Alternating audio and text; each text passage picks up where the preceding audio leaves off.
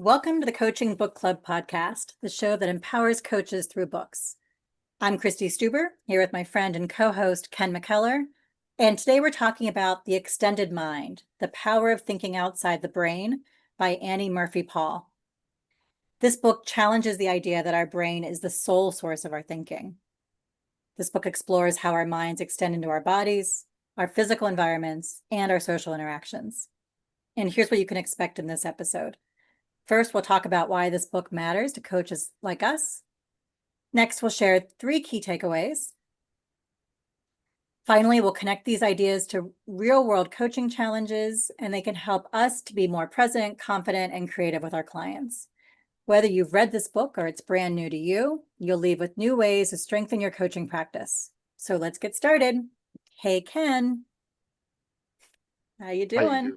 doing? All right. Doing all right. Thank you for asking. Listen, do I talk with my hands? Do I? I don't do I like to.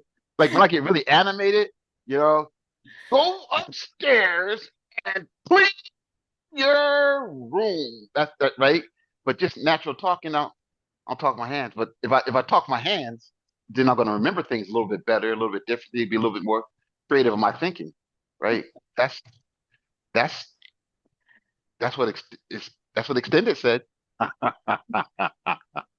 cannot wait to dive more into that takeaway because I love that one so much. Yeah. Um, Also, Ken, as you were doing that, I was imagining you cheering for your football team. I'm going to guess you use your hands a lot at that point.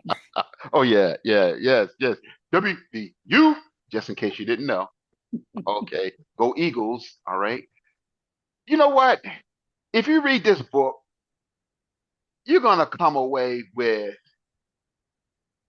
the hour between dog and wolf, where your mind, or where you go, there you are. The body knows the score. Thinking fast and slow, mindset. I mean, like there's so much that bridges out of this thinking that she has done the research on as far as to come up with the concept. That was just fascinating. What? How did you get the idea of this book? Where did this book come from? Claire Norman recommended this book on our LinkedIn as one of her favorite books to read. And so we decided to jump on that recommendation. And you're right, the research she does on thinking is comprehensive. And I like how she put it into 3 different sections about our bodies, our surroundings, and our relationships. So before you and I started recording today, I went and took a walk to practice one of the things that she says, which is a little bit of exercise can help with our thinking. And I tried to look at all the trees on the walk because I wanted to get as much nature in as I could. So we'll see how it goes. We'll see how my thinking goes from this recording today. No, that's one of my biggest takeaways is the movement. Twofold. One for myself, like reminding myself that sitting here trying to figure out probably there's another way, Mm. and getting around and moving or riding a bike or doing something physical will start that creative energy. Matter of fact, Claire Norman actually talks about that in her book as far as movement and energy. So I like that. And I said twofold. And the other is around kids, right? And movement. I like my kids to be still and quiet. I'm just playing, people. Just a joke, jokey joke. Stop, right? But how valuable movement is in kids and human beings, right? It's evolutionary, Yeah. right? We were a species that was on the move for a long time until very recently. And so it makes sense that our learning is connected to movement, and that goes into deeper learnings for us overall. We talk a lot in coaching about thinking with our body and trying to help our clients notice that, and maybe us noticing what's coming up. That was my first takeaway, which I think connects with yours. Um, And it's what makes coaching human. Right? AI can't stop and say, "Oh, I'm noticing as you're talking that my chest is getting tight. What do you make of that?" Doesn't happen that way. And so developing this new awareness, I think, is what helps our clients tap into deeper wisdom and knowing than just the words. Ken, I'm realizing as I'm talking to you right now, I'm using my hands a lot too as Yeah, I'm gesturing, I which goes to my second takeaway, if it's okay. no, keep it. I just love this section so much because she says that, or the research says that there are most advanced ideas appear first in gestures before we find the words. Yeah. And I feel like that's what I'm doing right now. I'm trying to integrate all this reading that we did with this book, and I'm using my hands to try to get deeper with it. They're really active right now. How do you think about gesturing and coaching? Uh, really, the signal. I mean, as you see people, the communication back and forth. I mean, you know what? I like. What did it say? What did it say? It said something along the lines of you feel it first, then you think it, versus thinking it and then feeling it. Mhm. So if we're pertaining to coaching, we're thinking about coaching. I'm thinking there's a lot of times that I feel stuff like in the coaching session. I mean, I may not know what it is. I used to always call it my spider senses. I mean, I had it.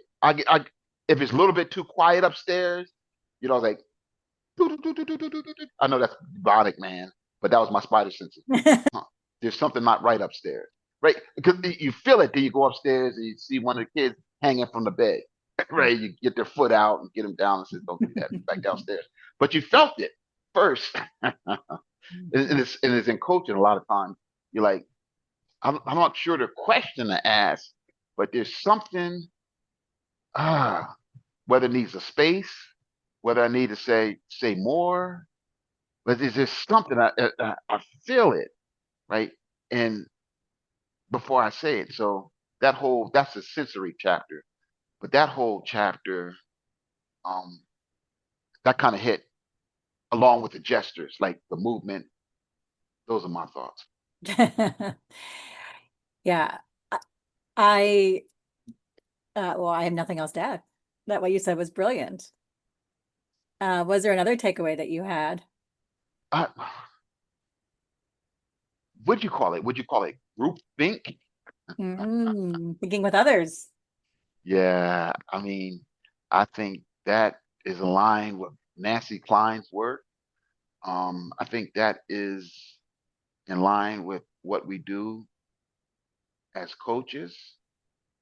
I mean, giving the other person to continue that momentum, or give them a space to just to process their thought. I said this by accident to one of my colleagues. I said, we want to provide an opportunity for people in coaching to get on the other side of that disruption, because we encounter so many disruptions in our life, whether it's the phone, whether it's the email, whether it's somebody stopping us from talking, whether it's our own internal disruptions, right? We rarely have the opportunity to get on the other side of that disruption or interruption to see what lies there. Yeah. Yeah. She says, in the book, she says, when we think socially, we think differently and often better than when we think non-socially. And by socially, in this sense, she means with others when we're thinking.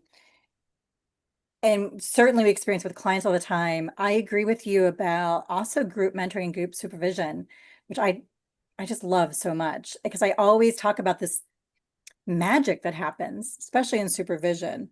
I'll come into supervision with a specific thing that I want to focus on, and I will leave with so many different ways of looking at it that I never would have come up with on my own. Or if I participate as a peer in supervision, listening to somebody else, I get something that I take away from it as well. So it feels like when we're with our peers, with our other coaches, our insights will expand beyond what's possible, just even one-on-one. What did you want to add to that?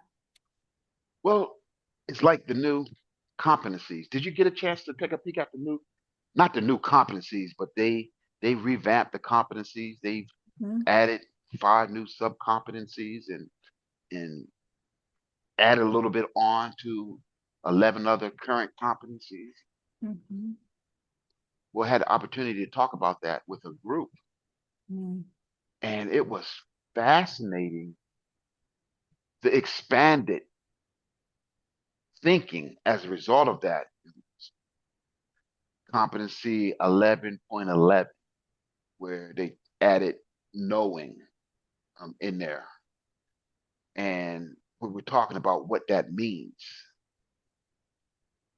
And that was really educational for me because, it went from just knowing as share your knowing with the client, like telling them that, give advice and that kind of stuff, right, to all different kinds of what that may look like or how that may show up to the group coming to a a place where, how do we make sense of this in a coaching context, right? No one is definitely not giving advice. So how do we make sense of this? And everybody's different perspectives just expanded or extended the thinking. You We laughing at should me have using to my see him hands, right right? there as he was being expanded. That was amazing. We may have to start putting this up on YouTube. Um, yeah, I mean that the new words in the competencies, especially around knowledge, to me connect exactly with this, that knowledge isn't just knowing, it's also sensing and sharing. So how are you going to be applying what you learned from this book in your coaching practice? Oh man. I mean, there's so much. I mean, there's the movement, so I'm gonna move around. There's the there's the gestures. So I'm not going to be scared of my gestures anymore. I'm just going to be who I am. Walking out in space and nature. I mean, there's so much. I mean, this is one of those books that, what I'm going to do? I'm going to do this book like I do Claire Norman's book, since she introduced it to you, who introduced it to me. Take one chapter at a time and just embrace it. One chapter a week and just embrace it. So that's what I'm going to do first because just the movement alone aspect of it, I love that, but it also gives you really concrete things to do. Right? But like you said earlier, around having things make sense, I want to understand it and want it to make sense to me. So embracing the whole book.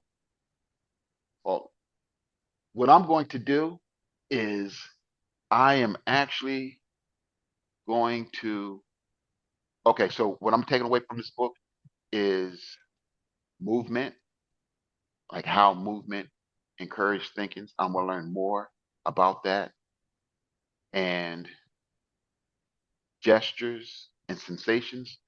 So it's one of those things that I'm gonna do, kind of like I do Claire Norman's book, and just take a chapter and read it, embrace it again. So go through this book again, each chapter one by one, and just embracing it into not only my coaching but also my life. I have two things that I'm taking away. One is about gestures, because I feel like I've been taught not to use my hands when I talk. And I've had clients come to me and say, I've been told when I'm presenting not to use my hands. And I'm like, why? But why were we taught that? What is the issue here? And so I'm going to embrace using my hands. I'm also going to notice it when my clients are doing it as a sign that there's something brewing, maybe that they, if I question, might create some new insights, some new learning. And the other takeaway is an appreciation for you and for everybody who listens and supports this podcast. In the section of the book about thinking with others, she highlights the benefit of teaching to helping us learn. And what I've realized is that I read a lot. It's how you and I started talking so much. I don't always take in what I read. And so I'm incredibly grateful to you for partnering with me on this, Ken, and to those who have given us this space to talk about all the books we read, because I learn more as you and I talk about it together than I ever would if I had read this on my own and then put it away on my bookshelf. I never would have picked up these new ways of looking at our coaching practice and craft as I have. So I'm incredibly grateful to you for that. Thank you. No, thank you. I echo that 100%. Great. Well, that wraps up our discussion on the extended mind. We've covered some powerful insights, from tuning into the wisdom of the body to noticing gestures to shaping and learning. We've covered some powerful insights, from tuning into the wisdom of the body to noticing gestures and learning socially. We hope these ideas have sparked new ways for you to support your own thinking and your clients. Thanks for joining us today. And if you enjoyed today's episode, make sure to subscribe to the Coaching Book Club podcast on your favorite podcast platform so you never miss an episode. And connect with us on LinkedIn for even more insights and updates about upcoming episodes. And if you have a favorite book that you want us to consider, one that's impacted your practice, message us. It might be featured in a future episode. Thanks for being part of our community. Thanks for giving us this space for learning. And until next time, happy coaching.